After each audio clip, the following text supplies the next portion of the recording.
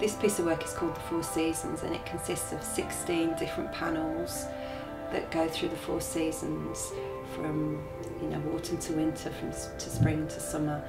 And the 16 panels will be hung below the reception desk in the new hospice that's been created in Solihull.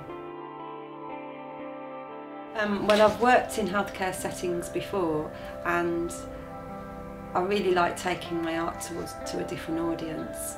And having art in a healthcare setting means that people who aren't normally exposed to art, see and feel it, and it makes a difference to their experience within the hospice as well.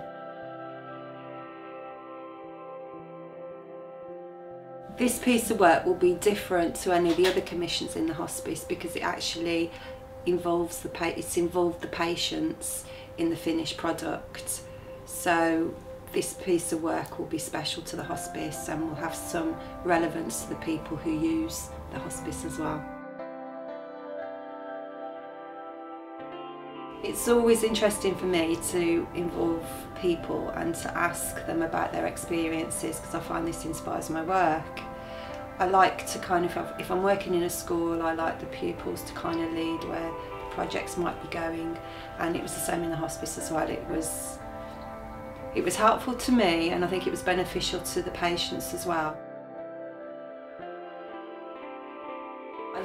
In this case, I felt really privileged because the patients shared stories with me, and they told me about plants that reminded them of people, plants that reminded them of places, plants that reminded them of occasions in their life, and I found that really inspiring and helpful in leading the project forward. And it'll also mean that when my pieces are hung in the hospice,